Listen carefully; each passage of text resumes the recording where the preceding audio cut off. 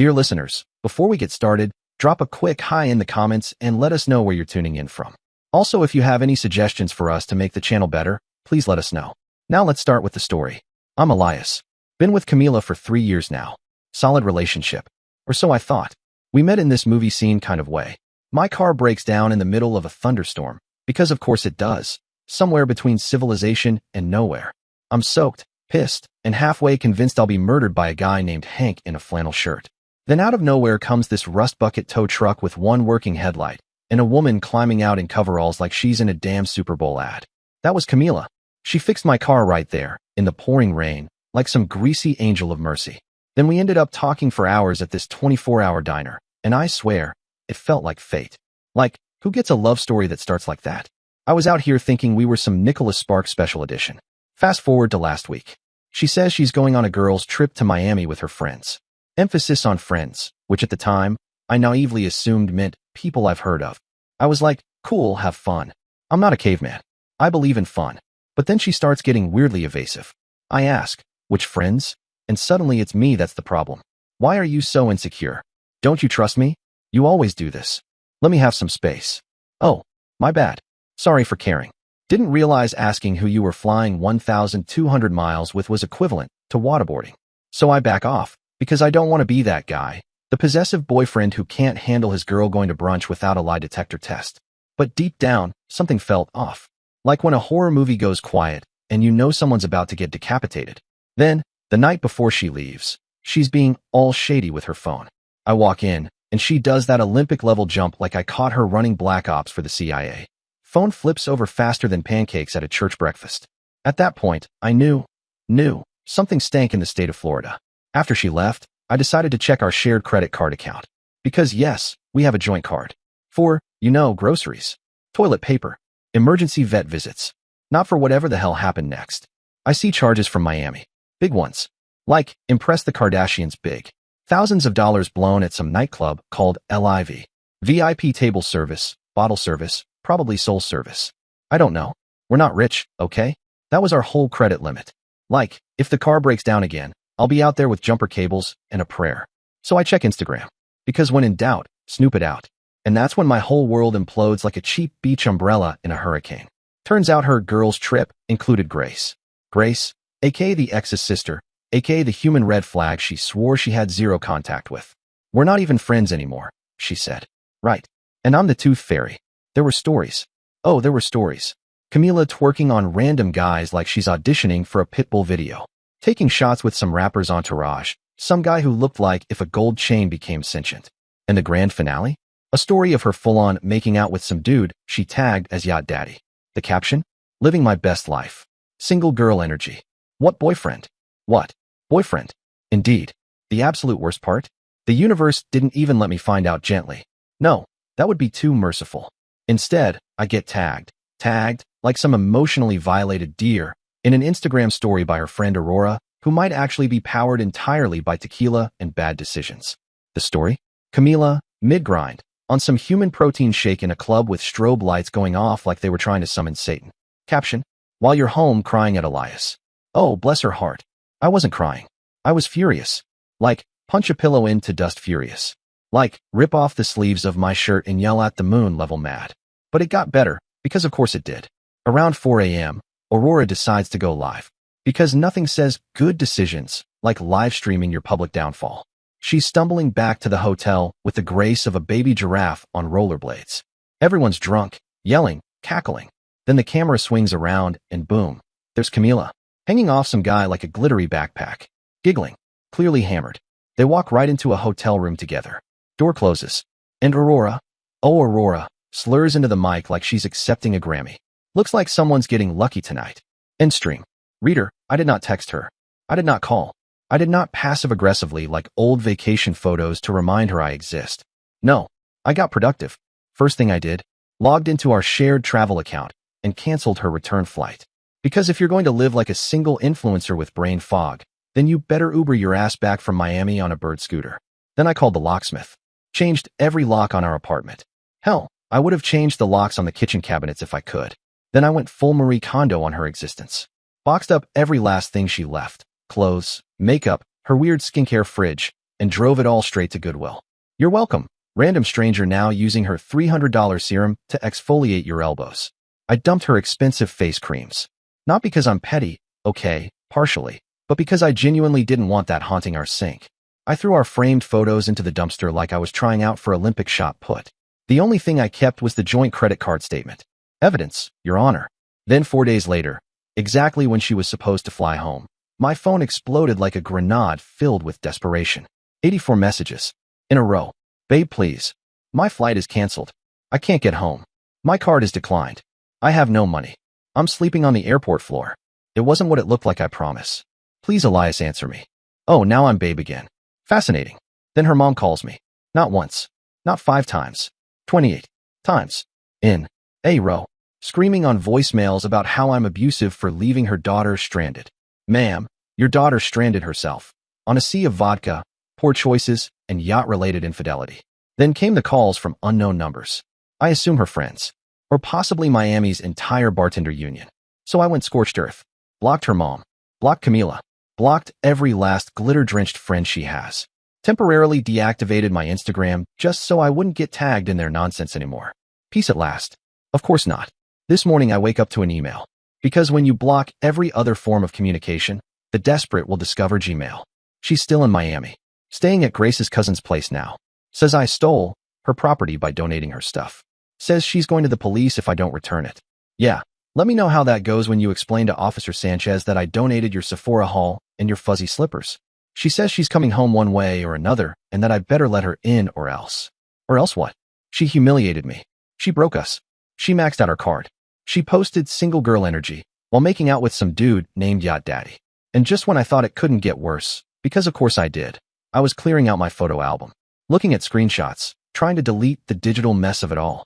And in the background of one of Aurora's early posts, blurry but unmistakable, there he was. Her ex. The same one whose sister was just going on the trip. He was there. The whole time. This wasn't just a random hookup situation. No, this was planned. Like spreadsheets and color-coded tabs planned. Probably been cooking for months while I was over here making her smoothies and asking if she wanted oat milk or almond. Meanwhile, she's out there forming a damn Avengers team of betrayal. And then, because Karma apparently runs a full-time overtime shift, Camila starts blowing up my phone.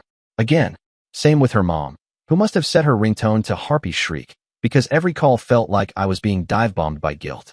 So the morning after I made that post, I finally turned my phone back on. The thing buzzed so hard it nearly slid off the table. 137 new texts. From Camila alone.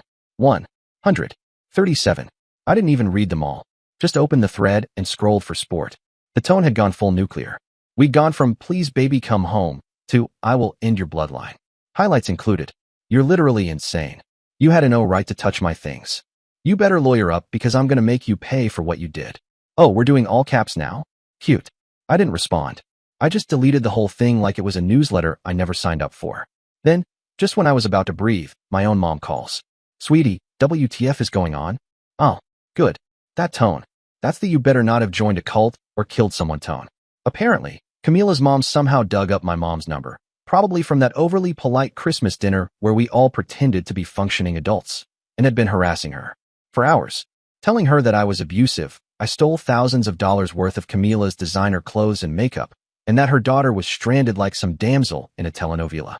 So now I'm on the phone with my mom, who's normally zen enough to teach yoga to monks, and she's ready to fly to Miami with a flamethrower. I had to explain everything. The club charges. The cheating. The yacht daddy. The part where Camila canceled her return ticket by existing as a disaster. My mom, God bless her, was like, well, good. You should have tossed her crap in the dumpster. But now you better talk to a lawyer because I'm not helping you pay off her party debt. Turns out Camila had racked up $7,000 on our shared credit card. $7,000 on club tables and bottles and vibes. On a card with a $9,000 limit that we're both responsible for. Because love is trust and trust is financial ruin, apparently. So I called the credit card company. Explained the whole nightmare. Left out the part about Yacht Daddy, though I was tempted. They basically said, well, sucks to be you, but she's an authorized user, so. They did flag the account for potential fraud, which was corporate speak for, we'll toss this into a folder somewhere and never look at it again. I disputed the biggest charges, because why not try? But honestly, I'm not holding my breath. I'm just holding on to receipts. Literal and emotional. 2 days after that first post, I'm finally at work, trying to pretend I'm a functioning adult with a job that doesn't involve untangling relationship debris. And my phone rings. It's my neighbor, Tyler. Great guy. Owns too many plants, but means well. Hey man, sorry to bug you, but there's a woman screaming outside your apartment. Like, pounding on your door. Crying. Something about you being childish. Oh, yes. The return of Hurricane Camila. Tyler continues. She's yelling for you to just open the damn door. Oh, of course. Because I'm the one being childish. So I thanked Tyler, real MVP of the day, and told him to just ignore the drama tornado currently wailing outside my door. Figured she'd tire herself out like a toddler in a tantrum. Wrong. An hour later, I'm at work, trying to pretend that I'm not emotionally bankrupt and financially ruined, when my boss walks in with this weird look. Elias, there's someone here asking for you. In the lobby. Now, in my head, I'm like, cool, maybe it's a delivery. Or the universe giving me a break. But no, of course not. It's Camila's dad. This man is standing in the lobby like a poorly aged mob boss. Red-faced, fists clenched, looking like he's either about to lecture me or challenge me to a duel in the parking lot. He doesn't even wait. You stole my daughter's property. You're going to jail for this. Oh, awesome. A felony accusation in front of Sharon from accounting. I took a breath. Tried to remain the picture of calm professionalism, which is hard when you're being accused of grand theft Sephora. Maybe you should ask your daughter about the guy she followed into a hotel room at 4 in the morning in Miami. I said, nice and loud, for maximum echo and trauma. He sputtered like an old lawnmower, and before he could lunge, security stepped in like this was a Judge Judy episode on caffeine. He tried to follow me back to the elevator, all puffed up like a rooster, but security wasn't having it. I gave them a little salute. My coworkers were all staring and whispering like middle schoolers who just heard the word divorce for the first time. It was mortifying, sure, but honestly, at that point, I was so far past humiliation, I was in another time zone. After work, I didn't go home. My spidey senses were tingling. And not in the sexy, fun way. In the Camila's probably crouching behind a bush with binoculars way. So I parked a block away. Good call. Her car was right there, parked like it was guarding the building, and I could see her and her parents standing by the entrance like they were auditioning for a low-budget family intervention show. Nope, not today. I called up my buddy Dave, who, bless him, told me to get my ass over there and crash on his couch. So I did. We watched reruns, ate leftover wings, and I slept in my jeans like a man too tired to care.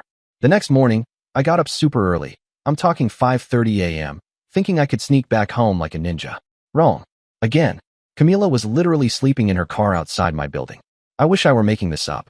I walk up, and she bolts out of the driver's seat like it's a damn zombie apocalypse, and I'm the last Twinkie on Earth. She runs up and blocks the door like she's Gandalf now. You shall not pass. She looked rough, puffy-eyed, still wearing her Miami outfit, which now looked like it had been through a war. Her mascara was giving raccoon energy. The smell? Somewhere between spilled tequila and desperation. She launched straight into the waterworks. Elias, please, it was all a misunderstanding. Nothing happened with those guys. It was just for social media, I swear. I laughed, right in her face. I couldn't help it. It just burst out like a snort you try to hold in during a funeral. Cool, I said. So who was the guy you followed into the hotel room at 4 a.m.? Yacht Daddy. She blinked. I was just walking him to his door. Nothing happened. Ah yes. The old, walk him to his door move. Very platonic. Very innocent. A classic. Save your lies for someone who gives a damn. I told her and tried to move past. She grabbed my arm. Hard. Dug her nails and like I was the last lifeboat on the Titanic. I yanked myself away. Touch me again, and I'm calling the cops for assault, I said. That's when she snapped. You're the criminal. You stole my stuff. You're going to pay. You. And there it was. According to Camila, I was the criminal for stealing her stuff. I finally got inside my building, and Camila was still outside, pounding on the glass door like she was auditioning for The Walking Dead, ex-girlfriend edition.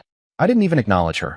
I just kept walking while she kept yelling like I had stolen her firstborn child and not, donated a few expired eyeshadow palettes and crop tops.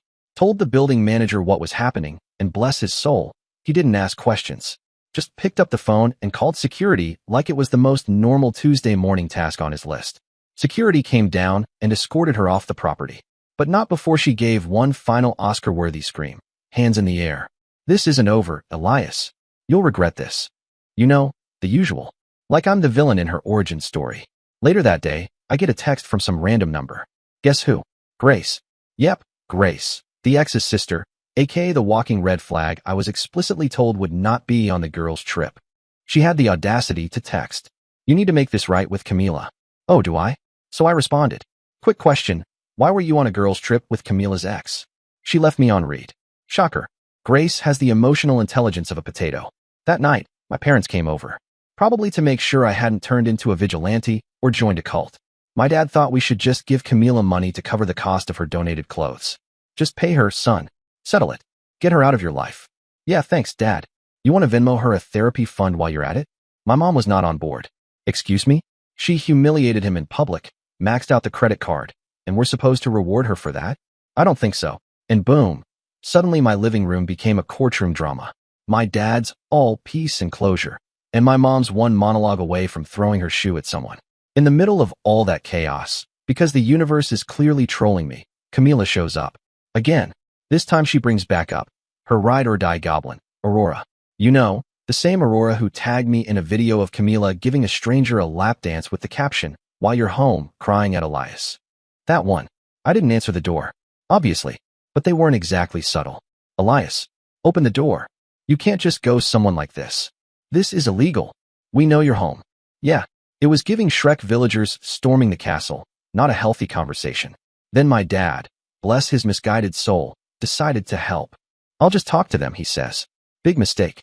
He opens the door, and Camila barrels past him like she's running a touchdown. Immediately starts yelling, "You had no right to donate my things. That was my property. That was expensive stuff." Meanwhile, Aurora, and I cannot stress this enough, is literally filming on her phone, holding it up like she's waiting for me to throw a chair so she can go viral on TikTok with the caption #PsychoExBoyfriend. My mom steps in like she's about to square up. "Camila, get out of this apartment right now, or I'm calling the police." Camila immediately turns on the waterworks. Full meltdown mode. "I have nowhere to go. All my stuff is gone. I can't even go to work because he donated my uniforms." "Oh no, not the sacred Chili's apron." My dad starts to look sympathetic. The eyebrow twitch, the soft sigh. He's falling for it. He's always had this weakness for damsels in distress, even if the damsel is the arsonist.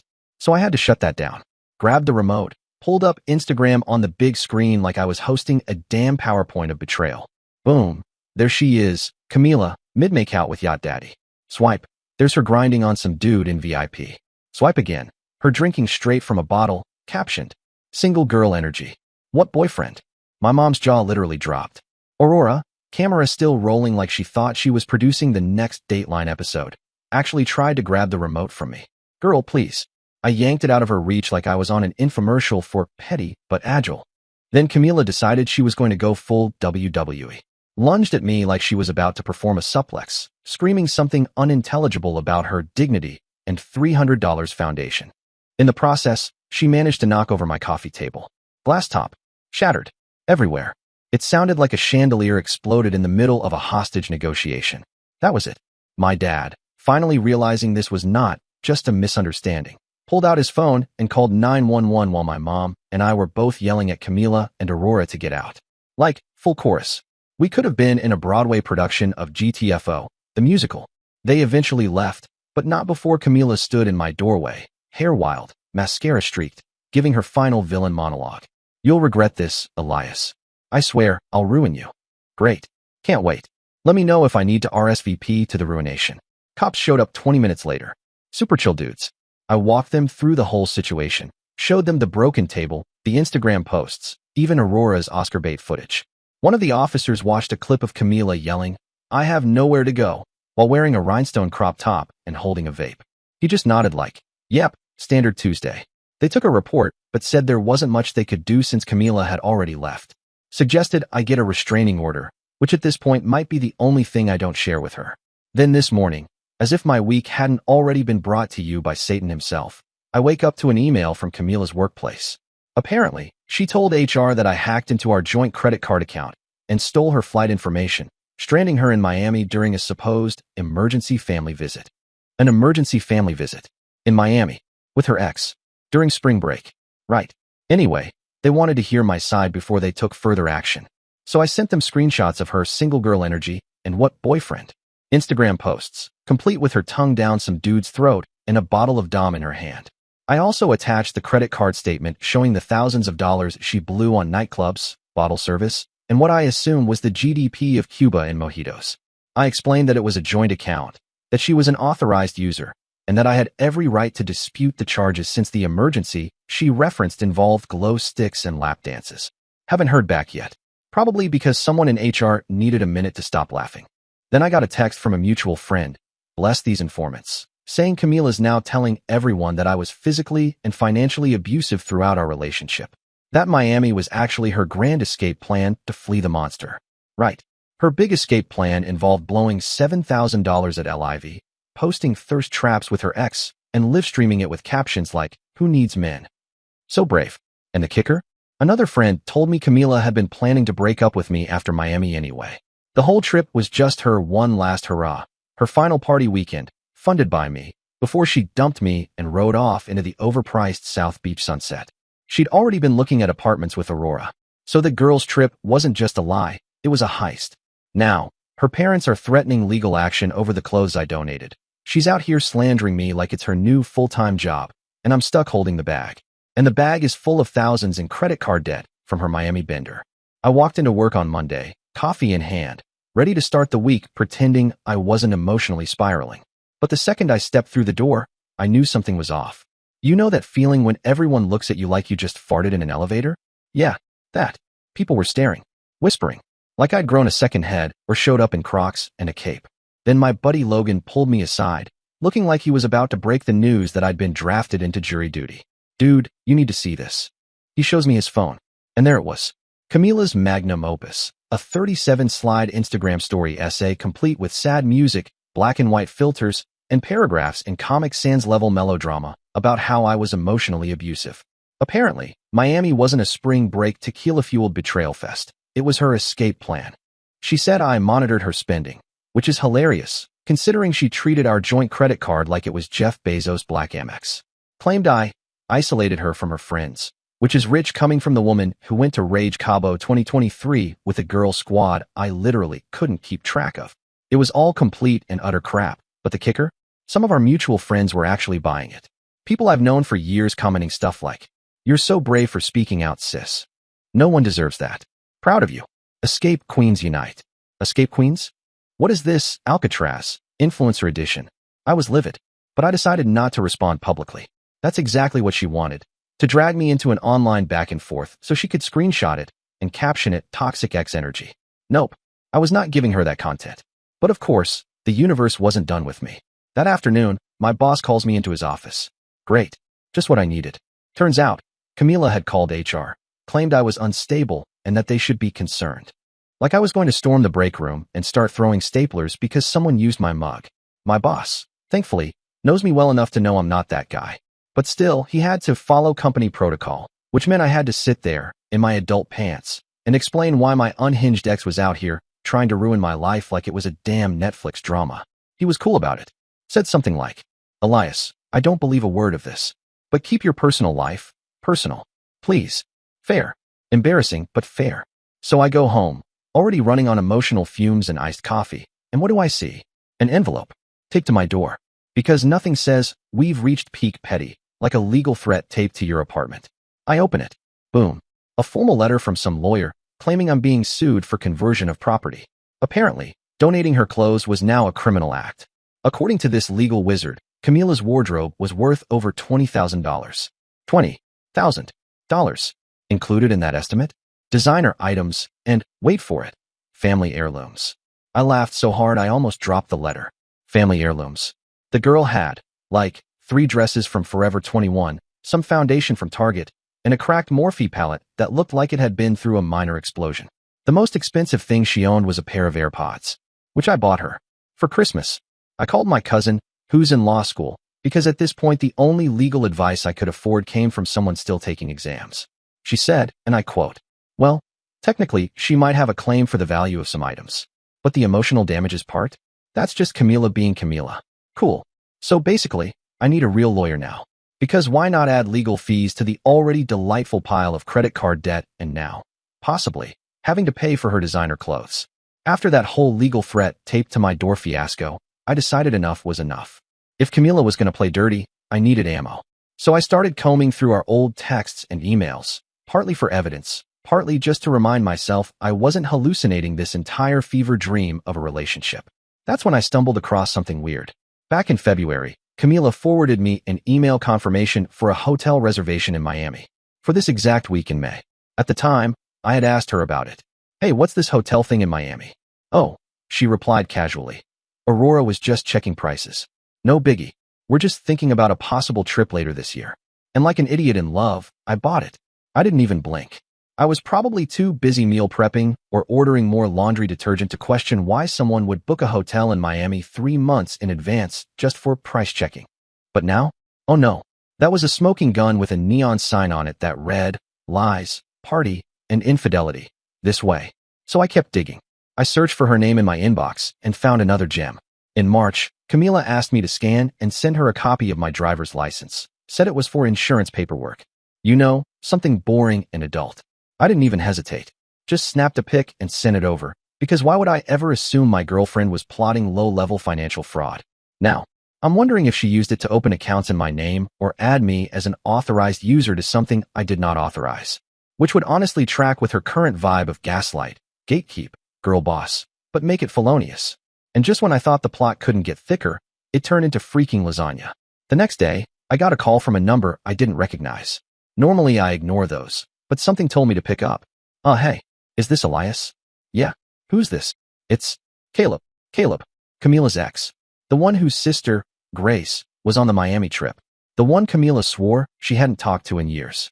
You know, back when I still believed her mouth was connected to her brain and not just a lava tube of fiction. He sounded super awkward. Like he really didn't want to be doing this, but also maybe his conscience was finally kicking in after months of playing side dude. I just thought you should know the truth, man.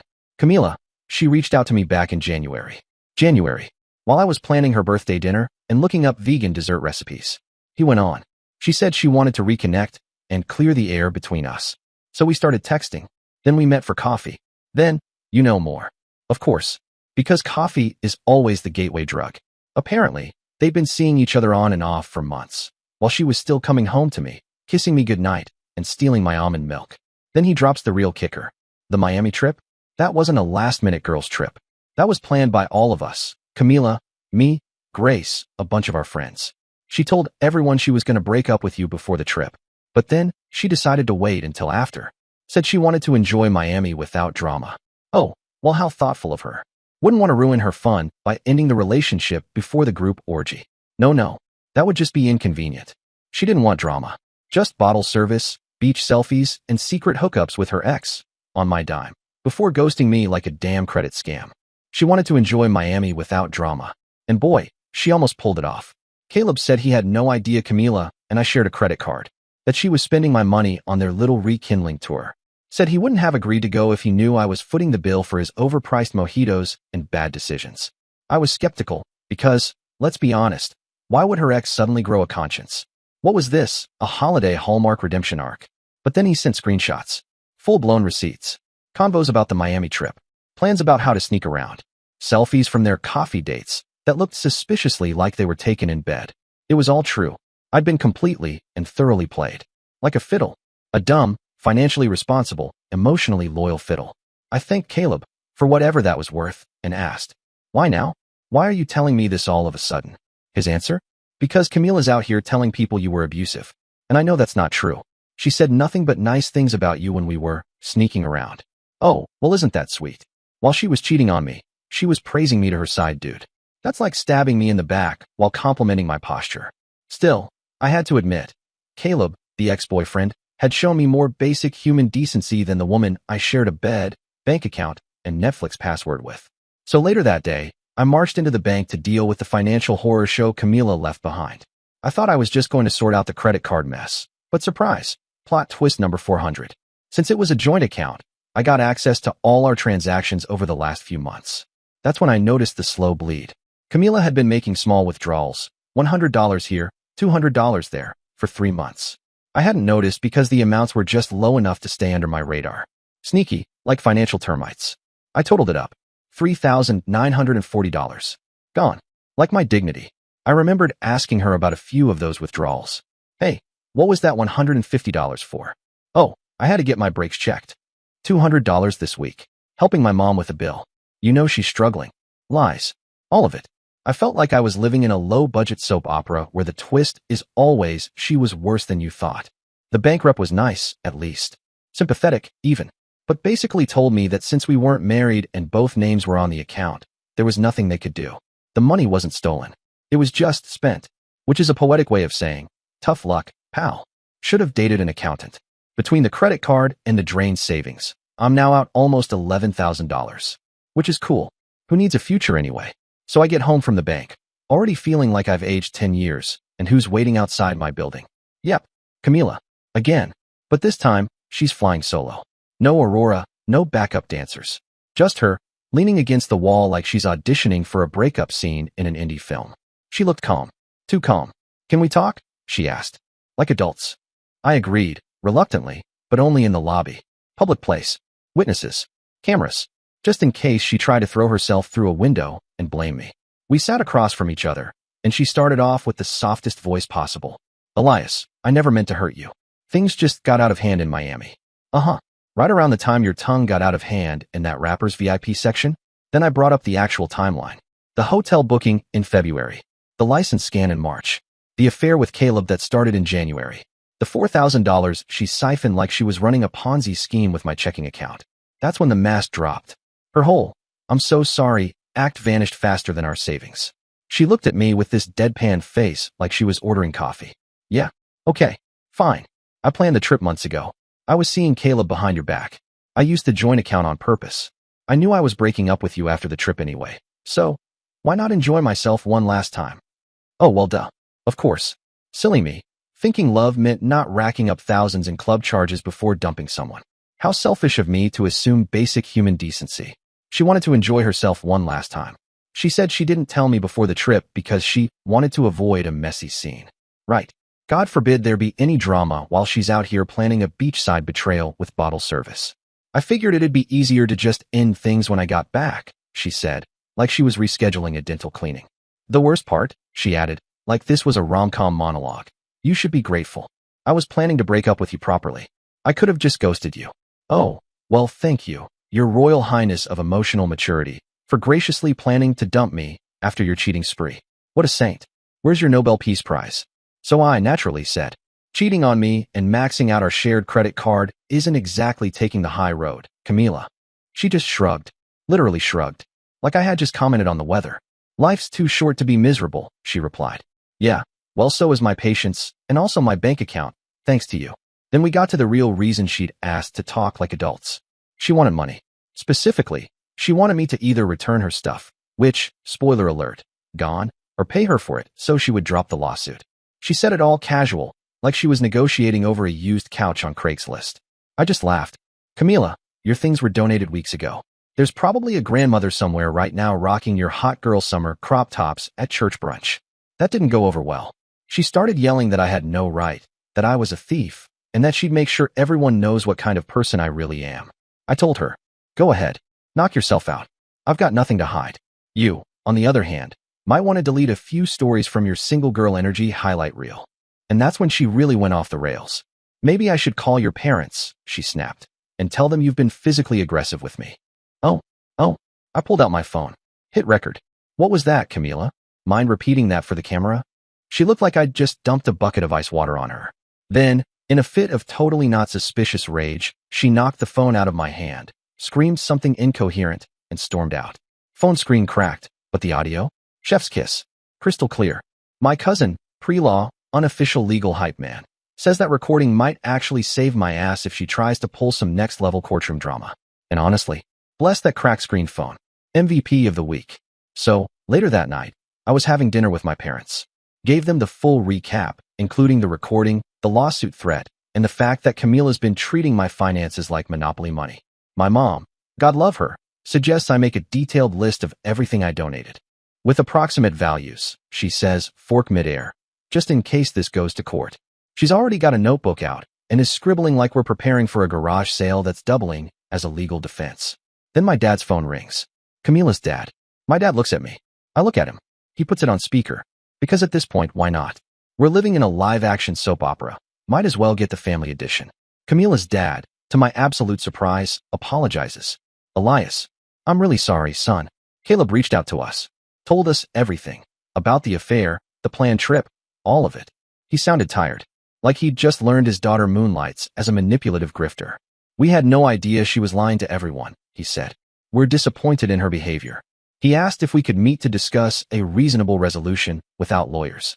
Sure, because when someone tries to nuke your life with lawsuits, Instagram hit pieces, and emotional terrorism, nothing screams reason like a Starbucks summit.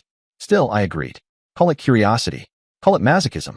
Call it a desperate craving for a caramel macchiato with extra spite. Either way, I went. And because the universe has already shown me it hates me just enough, my dad insisted on coming along. I initially told him it wasn't necessary. He gave me the dad glare and said, if that girl shows up and tries anything, you're not going in there alone. Honestly, best call he's made since switching to decaf. We met at the Starbucks down the street from my apartment. Neutral ground, I guess. I showed up 5 minutes early, because trauma hasn't made me late, just deeply untrusting. Camila's parents arrived looking like they were on their way to deliver an apology at a press conference. Her dad started off calm, polite even. Elias, we're really sorry. We're ashamed of how things unfolded. We'd like to find a resolution. For the first 5 minutes, it felt genuine. Almost normal. Like they were here to help right a wrong. And then, boom, twist. Camila walks in like she's starring in a dramatic courtroom drama that no one asked for. Slides into the seat across from me like it's her weekly book club and not a surprise ambush. I look at her parents. They look anywhere but at me. So yeah, definitely planned. Camila opens a folder and starts pulling out screenshots like she's some prosecutor in a trial from hell. Printed screenshots, mind you. Not even on a tablet like a normal person. No, physical pages. She starts laying them out on the table like she's playing some twisted version of Uno, Gaslight Edition. These texts, she says, all smug, show a pattern of you being emotionally controlling. I look down, and I realize immediately, they're edited. Not even well. She'd cut and pasted entire chunks of old conversations, different fonts, weird line breaks, random gaps in the timestamps. One of them had me saying, you're not allowed to go out with your friends. I don't trust you. Except I never said that. Ever. The real message? Hey, let me know what time you'll be home so I don't worry. Love you. But of course, she'd cut that part out and left just enough to make it sound like I was the jealous boyfriend from a Netflix docuseries. Another one had me threatening to cancel her flight. Except it was a message from after I found out she'd been partying with Caleb, and it just said, I don't owe you anything after this. Which, for the record, is called restraint, considering I really wanted to text. Enjoy the floor at Miami Airport, traitor. So yeah, she came in with a full-on scrapbook of manipulated nonsense trying to make it look like I'd said controlling or threatening things. My dad immediately stood up, full protective dad mode activated, and said, we're leaving. Now. But of course, the chaos wasn't done yet. Not even close. Camila's mom lunged across the table and grabbed my arm. Yes, actually grabbed me, and started getting all teary-eyed like she was auditioning for desperate mothers of delusional daughters. Please, Elias, she sniffled. Just pay for the clothes. We can make this lawsuit go away. Like I was buying back my piece in installments. I yanked my arm away, not aggressively, just enough to say get off me, lady, and that's when I heard it. Click. I turn, and there's Camila with her phone, pointed right at me, smirking like she'd just won bingo. That's when it hit me. They were trying to stage a scene. Trying to provoke me, get it on camera, and twist it into some Lifetime movie, abusive ex fantasy. Honestly, it would have been impressive if it weren't so terrifying. So my dad and I just walked out. Didn't say a word. Just kept it moving like pros. And in the parking lot, Aurora, sitting in a car with her phone angled toward the window, recording the whole damn thing. The full squad was out here playing CSI, Civil Lawsuit Edition. I looked at my dad and said, well, that was fun. Should we go throw ourselves into traffic next, or? It was at that exact moment I realized I needed to stop screwing around and call in the big guns. I hired a real lawyer. $2,000 retainer. Which, for me, might as well have been a second mortgage at that point. But sweet holy justice, it was worth every single anxiety-induced penny. First thing he did? Sent out a cease and desist to Camila and her camp over the false abuse allegations. Second thing? Called out their evidence-gathering cosplay in a very sharp, very lawyer-wide tone that I can only describe as legally savage. Then, we went full nuclear option. Subpoenaed the bank records from our joint account, going back 6 months. All of Camila's social media posts from the Miami fiasco, even the ones she deleted, because guess what? Screenshots live forever. Oh, and the piece de resistance? Her text messages. With Caleb. And Aurora. Yes, we went there. And no, it wasn't pretty. 2 days before our court date, my lawyer gets a call from Camila's lawyer. Suddenly they're all, hey, can we settle? Gee, I wonder why. Turns out, Once they saw what we were walking into court with, they realized the only thing they were about to win was a public humiliation speedrun. The bank records? Crystal clear trail of small withdrawals and sneaky transfers to her private account. We're talking dozens, like dozens. She'd been bleeding me dry slowly for months, like a financial vampire in high heels. Then came the text with Caleb. Oh boy, turns out, they were explicitly planning the Miami trip as their big screw Elias one last time on his own dime celebration. She literally referred to it as her freedom tour. And then came the text with Aurora, which honestly should be submitted to the Smithsonian Museum of Psychopathy. One message from Camila, verbatim. If we can get him to shove me, or even just yell, we've got this in the bag. I wish I was kidding. They were out here running a scam Olympics, and I somehow became the unwitting event sponsor. My lawyer, absolute beast, by the way, basically told Camila's attorney, either settle or we sue your client for defamation so hard she'll need a GoFundMe just to afford a coffee. And what do you know? Suddenly they were all about finding common ground. We signed the settlement. Camila agreed to pay back the $8,000, and I started to finally feel like I might just be free from the never-ending telenovela that had become my life. Cue final plot twist. The very next day, there's a knock at my apartment door. I check the peephole, and yep, there she is. Camila. Again. Looking like she just walked off the set of a tragic indie film. This time she wasn't performing. No fake tears, no shaky voice, no entourage of unpaid backup actresses like Aurora. Just real, puffy-eyed sobbing and the worst "please take me back" monologue I've ever been subjected to. She said she lost her job. Shocker, because apparently taking 17 emergency days off for a Miami meltdown and court drama doesn't fly with corporate HR. She actually said, I made a horrible mistake. Caleb manipulated me. He said things. He made me feel like you didn't care. I just stood there, blinking like, is this real life or a deleted scene from a soap opera I didn't sign up for? So naturally, I laughed. And I don't mean a soft chuckle. I mean full, chesty, bitter exhale of disbelief kind of laugh. Then, I shut the door in her face. And just for fun, I texted her the screenshots of her own messages. The ones where she talked about planning to break up with me after the trip so she could enjoy Miami without drama. She stood outside screaming like she was auditioning for Wailing Woman No. 3 in some tragic musical. 20 full minutes. My neighbor finally called building security, bless her soul. That night, I got the expected barrage of drunk texts. I've always loved you. We were meant to be together. I can't sleep without thinking about you. And my personal favorite. Can you bring me back my curling iron?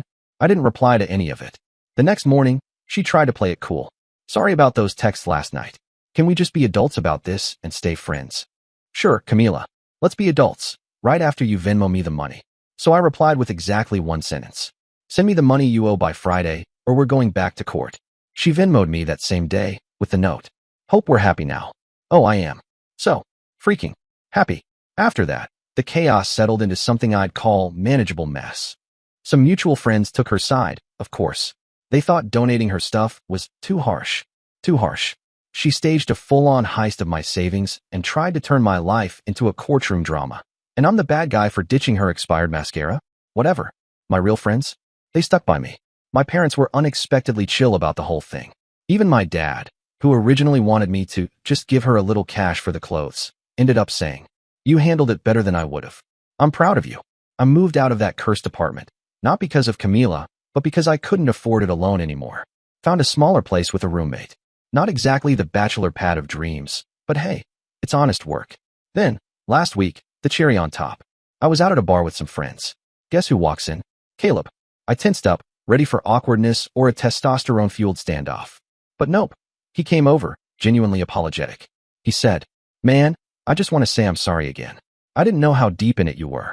She did a lot of the same stuff to me when we dated. Lied, manipulated, spent my money. Apparently, she'd reeled him back in January, and he got sucked into the whole Miami fantasy like it was a music video. But somewhere between the bottle service and her screaming at a TSA agent, he realized. She was just using both of us, the cherry on top. So Caleb, my new unlikely bro in trauma, drops this last juicy bit over a beer. Camila and Aurora had a full-on meltdown of a friendship breakup. Apparently, Camila expected Aurora to lie for her in court. Like perjury lie. Real law and order energy. But Aurora, shockingly, has a self-preservation instinct. She backed out the moment she realized. Wait, we could actually go to jail for this. Suddenly, Camila went from ride or die bestie to traitorous snake in her eyes. Now she's going around telling everyone Aurora betrayed her. Yeah, no. Aurora betrayed bad decisions. There's a difference. Meanwhile, Camila has no one left to mooch off of. She's crashing at her parents' place because, and I quote Caleb here, no one wants to room with her after the Miami mess. Stunning. Who wouldn't want to live with a person who fakes abuse claims, drains bank accounts, manipulates exes, and weaponizes Instagram captions? And look, I'm not going to pretend like I'm fully healed and meditating in a mountaintop monastery or whatever. I still get flashes of pure rage when I remember she was planning her little Miami breakup bonanza while smiling in my face and asking what I wanted for dinner. I took a break from all social media, deleted everything. Couldn't stand seeing mutual friends posting selfies with her like she didn't try to legally and emotionally vaporize my existence. Apparently, some people have the memory of a goldfish and the loyalty of a damp napkin. But I'm doing better. The $8,000 she paid back helped cover most of the debt she left me with. That alone was satisfying in a very petty justice kind of way. It wasn't quite a victory parade, but I did do a slow-motion fist pump in my kitchen. I even started seeing someone new recently. Nothing serious, we're taking it slow. But it's honestly just nice to talk to someone whose hobbies don't include credit card fraud and emotional terrorism. And oh, this part is chef's kiss. Remember that special origin story I used to tell anyone who would listen? My car broke down in the rain. Camila showed up in a tow truck. Fixed my engine. Fixed my heart. Barf. Well, according to Caleb, that whole romantic mechanic in the rain shtick. A trap. She used to intentionally mess with single guys' cars when she was on call. Pull a fuse here, disconnect a wire there, then play the hero. Get their numbers, bat her lashes, rinse and repeat. Apparently, I was the third guy she pulled that on. Like a damn AutoZone Black Widow. So yeah, that's the end of the great Camila saga. 3 years of what I thought was a meaningful, loving relationship, torpedoed by one woman's unchecked ego, thirst for drama, and a disturbing loyalty to VIP bottle service. But hey, at least I got some poetic revenge. She lost her job. She lost her friends. She lost her apartment. She had to cough up thousands in cash. And now, she's living with her parents at 27. And every time she tries to pull the same stunt with a new guy, same dead battery story, same flirty rescue routine, same fake girl power getaway, there'll be people who know the real story. People like me. People like Caleb. People like Aurora, probably still recovering from the emotional whiplash of being Camila's ride or die 1 minute and public enemy number 1 the next. I mean, how long before she's pulling up to some poor dude's driveway in a jumpsuit with a wrench and a fake story about how his serpentine belt is loose? The internet doesn't forget Camila. Not the screenshots. Not the captions. Not the video of you stumbling into a hotel room with Yacht Daddy while claiming you're on a spiritual retreat for emotional clarity. Sometimes people ask me, why didn't you just let it go? Why go through all the legal drama, all the money, all the stress? And I'll tell you exactly why.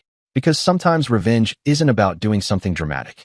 It's not torching someone's car or keying liar into their hood. It's not about making a viral expose or sending glitter bombs in the mail.